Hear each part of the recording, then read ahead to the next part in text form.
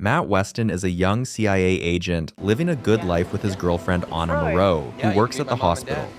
He talks about planning their future together, even suggesting she meet his family. He then heads to the safe house, following the routine checks and reservations for protocol. After spending over 12 months in Cape Town with no assignments, it's safe to say he's extremely frustrated. He calls his supervisor, David Barlow, sharing that he has updated his surveillance target analysis. Though this isn't due until he leaves, he wonders just how long that would be. David tells him to talk to him about it in another 4 months, but that feels like an eternity for Matt.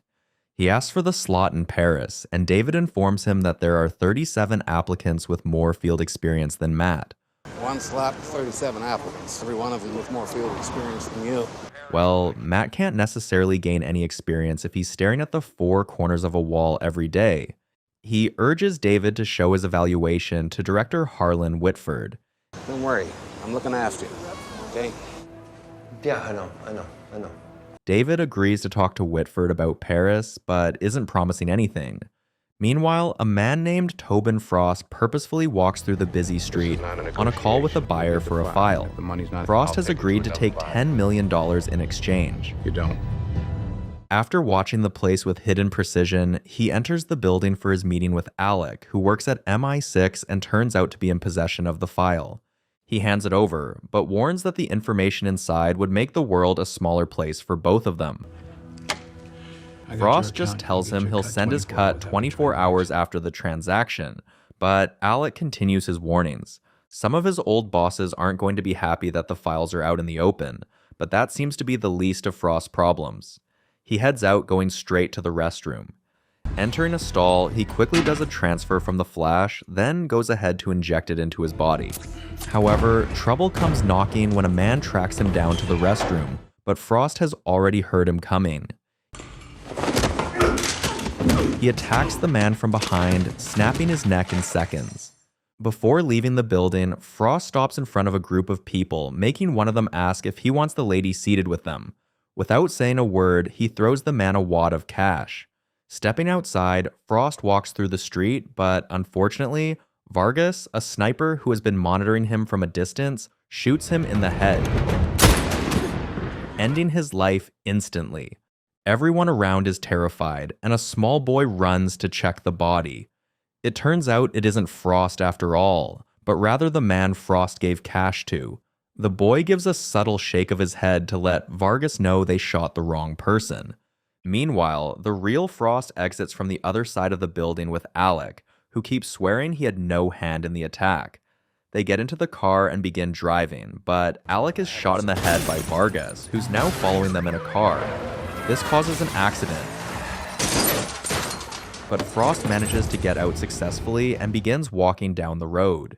He slips into the midst of protesters, hoping to lose the men following.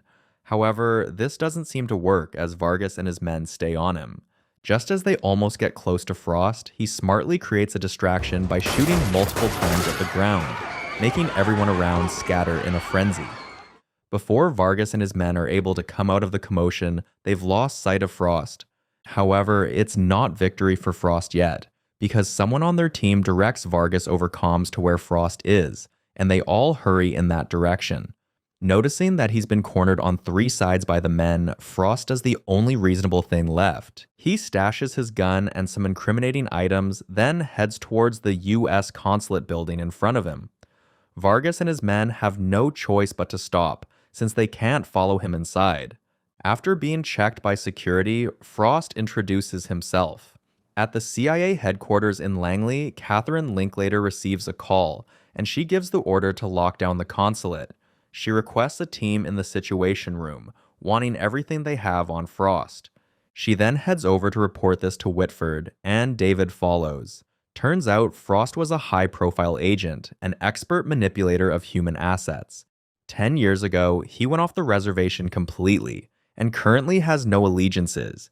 He's wanted for espionage on 4 continents. David suggests they interrogate Frost immediately, telling Whitford that he has an interrogator in Yemen who can be in Cape Town in 8 hours. However, Linklater already has a team in Joburg that can be there in 2, and would take Frost to the safe house for interrogation. Whitford decides to approve Joburg. Matt is contacted for a last-minute reservation at the safe house, and he takes note of that. He then calls Anna, lying about having oversight papers to finish. He tells her he'll meet her later, assuring her of his love before ending the call. The extraction team is already in the air and will land in Cape Town within an hour. Whitford instructs that they should be in and out of the city in less than 12 hours, since the agency isn't supposed to have a presence in Cape Town. Matt receives a security briefing about the asset, making him realize its high profile. The extraction team eventually arrives at the safe house, and Daniel Kiefer uses the intercom to speak to Matt. After confirming the code, Matt gives him entry, and Frost is brought out of the van with a bag over his head. He is taken to the guest room, and Matt is beyond surprised when he realizes it is Tobin Frost. Daniel instructs Matt to turn off the surveillance cameras, then heads into the room to interrogate Frost. He introduces himself while two men bring in water, a bucket, and a towel for torture.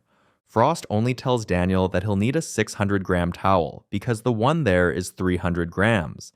Daniel asks for the reason he's in Cape Town and everything he's done since the 9 years he went rogue, but Frost doesn't give him an answer. Daniel decides to go through with torture, and they cover Frost's face with the wet towel, bending his chair and pouring water directly on it. After doing this twice and realizing Frost still isn't talking, Daniel asks for a knife. Give me a knife. Just then, all the lights go off and come back on immediately with the alarms blaring. It seems the safe house has been breached, and Daniel instructs Miller to stay in the room with Frost. He orders a reboot of the system so they can access the cameras, and everyone rushes to their positions to wait for the attack. Seconds later, the door's blown in, and a grenade is thrown. Chaos erupts as it detonates, and gunfire follows immediately. After an intense exchange, with Daniel's team on the losing side, he calls out for Miller. Miller gives the key to Matt, instructing him to stay with Frost, while he heads out to help Daniel. Frost sees how Matt is already sweating like someone suffering from high blood pressure, and tells him the men are there for him. He tries calming Matt down, sharing his experience with his first assignment.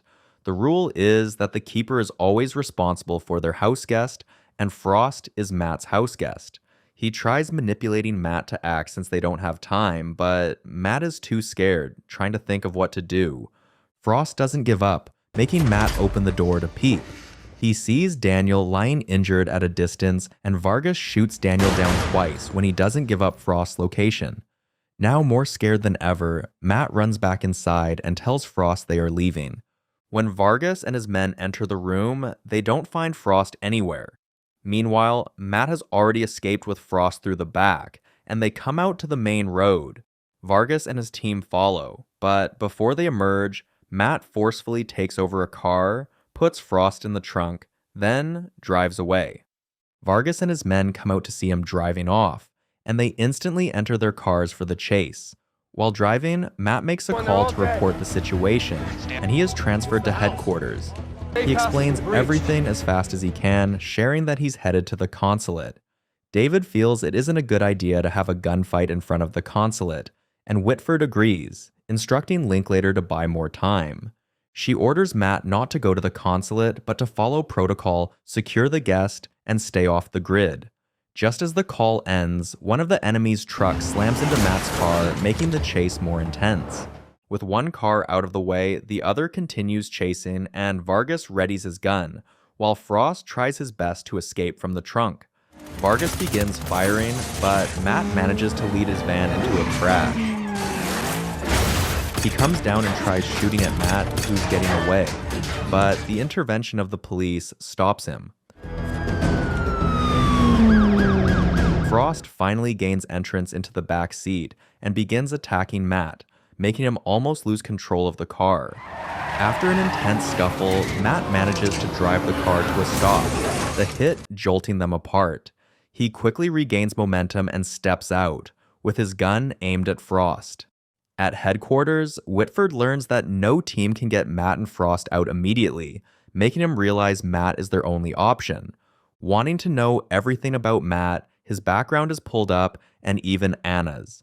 Matt successfully gains access to another car and instructs Frost to drive this time, while he stays behind with a gun trained on him.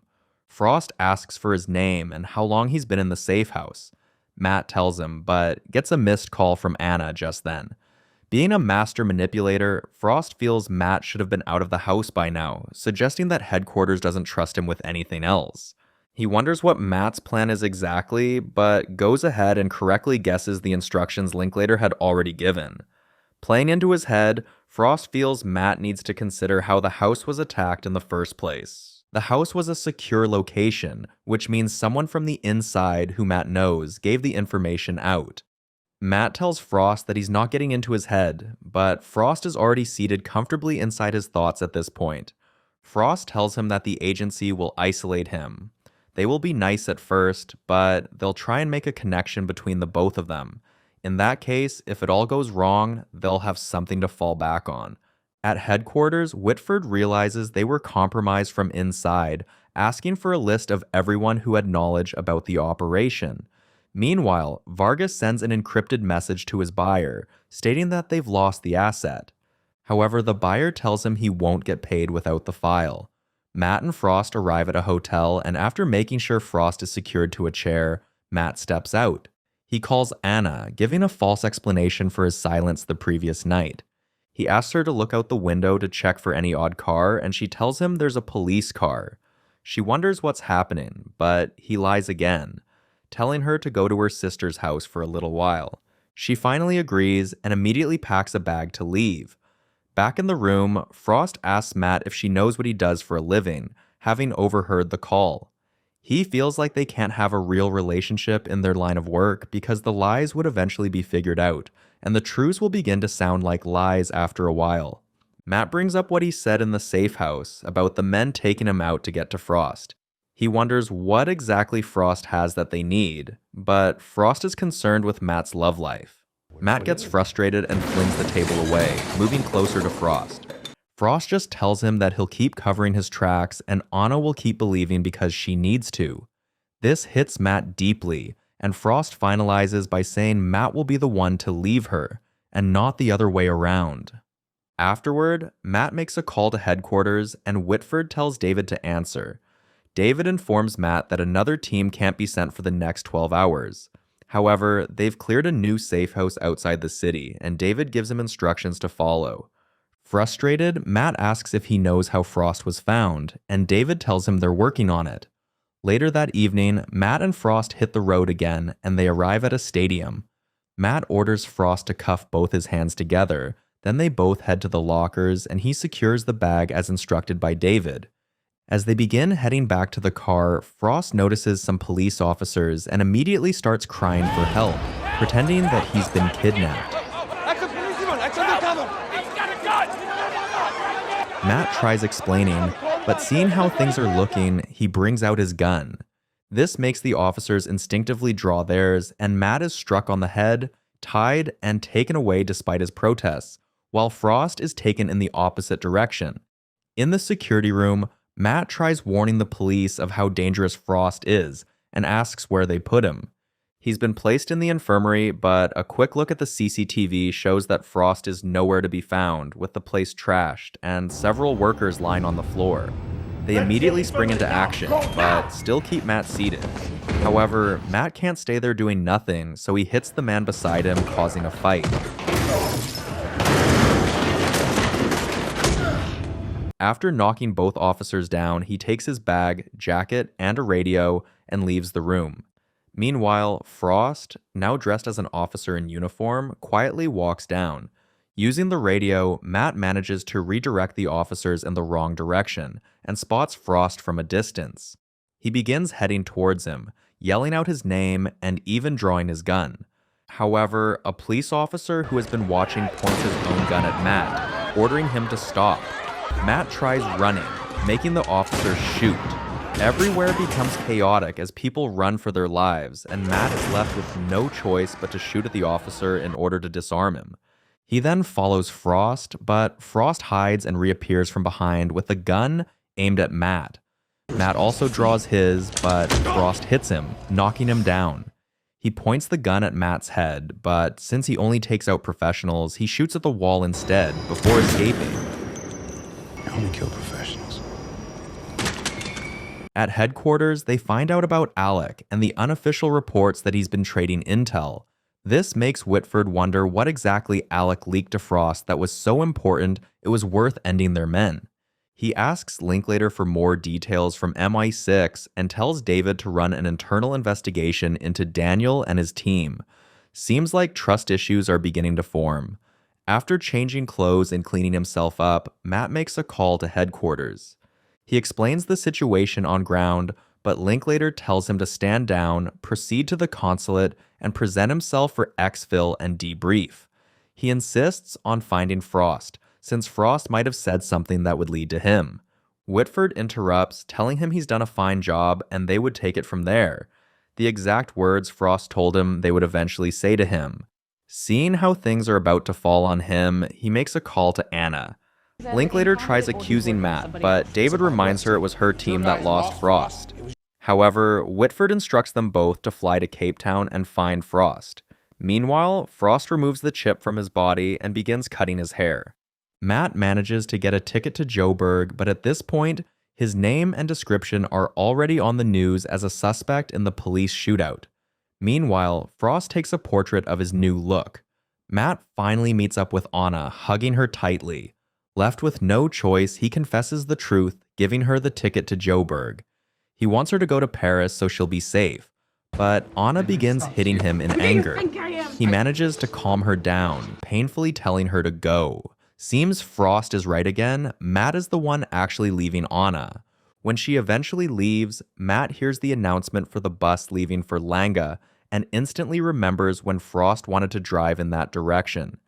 Using his password, he logs into the database, which instantly alerts headquarters. He pulls up a profile of Carlos Villar, a Nicaraguan national, who's a known document forger. Before headquarters can pull a copy of Matt's report, he logs off, but they manage to get his location. Meanwhile, Frost arrives at Langa and meets up with Carlos. He is introduced to the family and then taken upstairs. Turns out Carlos is an old friend and teammate of Frost. Frost shows him the chip, and Carlos logs it into his system. The files are brought up, and Frost asks Carlos to help create a new identity. Sure? Yes. Matt arrives in Langa, while Linklater is convinced that Matt has turned. David doesn't believe her because he knows Matt, but she feels he's not seeing the evidence. After the fake ID is completed, Carlos hands back the chip to Frost, trying to tell him to leave the life he's living. Unfortunately, he gets shot in the back, making them duck down. The house is broken into by Vargas and his men, and they coldly gun down Carlos's family. Matt hears the gunshots and begins running in the direction, while Carlos unfortunately gets eliminated trying to cover for Frost. An intense shootout begins, and Matt intervenes, trying to get to Frost. After a few minutes of tension, Matt manages to get a truck and begins following Frost, who's on the run, but Frost encounters Vargas. They begin fighting, making Matt come down and shoot in that direction. This breaks up the fight, as Frost manages to escape Vargas. However, Vargas and his team aren't giving up with the shooting. Matt finally sees Frost, ordering him to get in the truck, while he shoots at one of the men. Frost does this, and they successfully escape. Unfortunately, just as they think they've lost Vargas, another car crashes into them. The gunfire continues while Matt and Frost try escaping on foot since the truck is now useless. The men follow them into a building, and the hiding game soon turns into a full-blown fight. After several tense seconds, Frost manages to shoot down one, though not before he gets shot himself. Matt also manages to overpower the other, shooting him. He begins asking the man questions about who he works for and finally learns it's Vargas. What shocks him the most is when the man tells him Vargas is with the CIA. Frost, who's standing by the corner, only looks on, while Matt feels like everything he's known has been a lie. Linklater and David arrive in Langa, where they are debriefed on the situation and Frost's last location. Frost and Matt take a break in a medical room, and Frost manages to bandage up his bullet wound. Matt admits that Frost was right about Anna, and Frost tells him sorry. Long relationships just don't work for them, and Frost can testify since he had been married once. Matt tries helping with the bandage, but Frost abruptly tells him to never take an innocent life. He shares the story of the first time he unknowingly made that mistake. When one practices anything for a long time, they tend to get good at it. 100 lies a day begin to sound like the truth. Frost tells Matt that he used to be innocent just like him, but Matt says he'll take him in. Afterward, Linklater makes a call to David, telling him that a local saw a pair of men fitting Frost and Matt's description leaving together. She insists Matt is aiding and abetting a fugitive, but David doesn't agree. He thinks Matt is heading to the safe house with Frost instead. They agree to meet at an intersection to go together before ending the call. Meanwhile, Matt and Frost arrive at the safe house, but before Keller, the keeper, can confirm the code, Matt points a gun to his head and they all go in. Frost is cuffed to the pipes, and Matt directs Keller to make the call stating the guest has been dropped. Well, Matt can't be blamed for his actions since he doesn't know who to trust anymore. At the meetup, Linklater tells David that it was a microchip Alec obtained. She feels that, though only Alec knew the content, it's safe to assume he met Frost to sell it. Just then, David quickly pulls out his gun and shoots her, comes down from the car and shoots her again, making sure she is eliminated. Seems we've gotten our green snake under the green grass. While waiting at the house, Keller tells Matt that he hasn't had any assignment in 10 months. He admits being jealous of Matt, who was posted in the city with a busy life. Matt finds this odd, but only asks for coffee. As soon as he stands up to make one, Keller's phone vibrates, and Keller suddenly attacks Matt. Thankfully, Matt already saw this coming, and they begin an intense fight. Guess Keller is also one of the dirty ones. Matt allows himself to get stabbed with a glass shard so he can stab Keller's leg with a knife.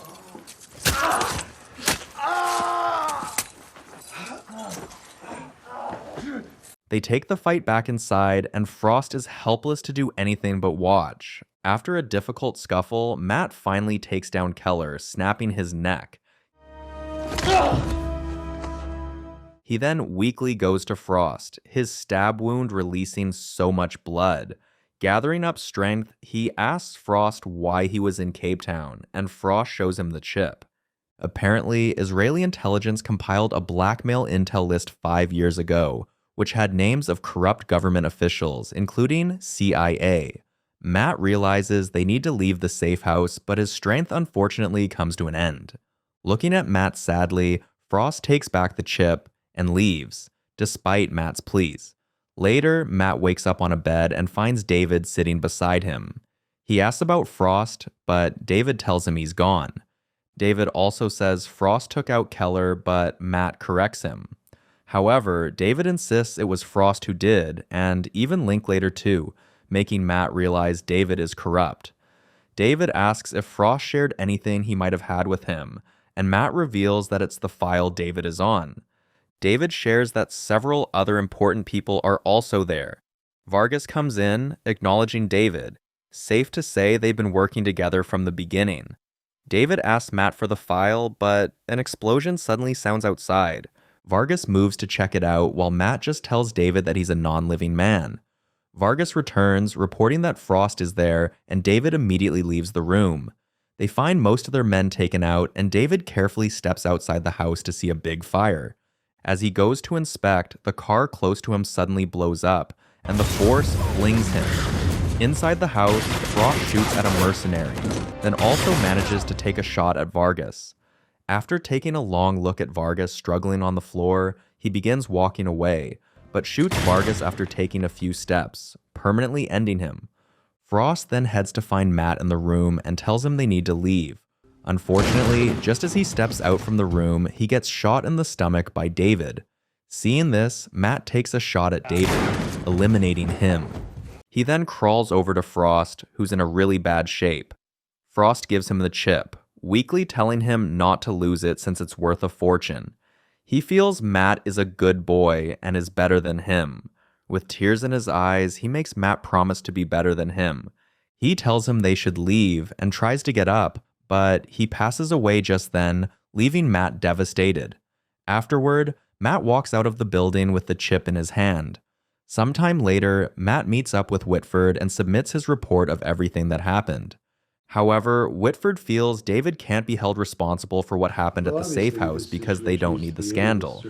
Matt states that they both know it's not the truth, but Whitford feels people no longer want the truth. He offers Matt the position of senior case officer, but asks about the file Frost was carrying. He states that it isn't on the report, making Matt nonchalantly ask about the contents of the file. Whitford shares that it can be very damaging to the agency and its allies, but Matt keeps up his act. He tells Whitford that he sees no reason why Frost would tell him something like that. After watching him for a few seconds, Whitford asks if he knows what would happen to the person responsible if the file leaks, explaining that the person would have worldwide enemies. In the eyes of the CIA, he would be just like Tobin Frost. However, Matt tells Whitford that Frost never mentioned a file. Whitford tells him to take a few days off and they both shake hands. Before leaving the office, Matt tells him he'll take it from there, using Whitford's own words back on him. Immediately, Matt steps out of the agency building. He sends the file, leaking it to the world. This turns out to be the talk of the news, as the corruption exposes the corrupt ones, and Whitford ends up getting arrested. In Paris, Matt stalks Anna in a restaurant and sends a waiter to deliver a piece of paper to her. Upon reading it, she looks up and sees him, a bright smile lighting up her face. Guess they still have their future together after all. If you've made it to the end, hit the like button, comment, and share. Don't forget to subscribe so you don't miss the next recap.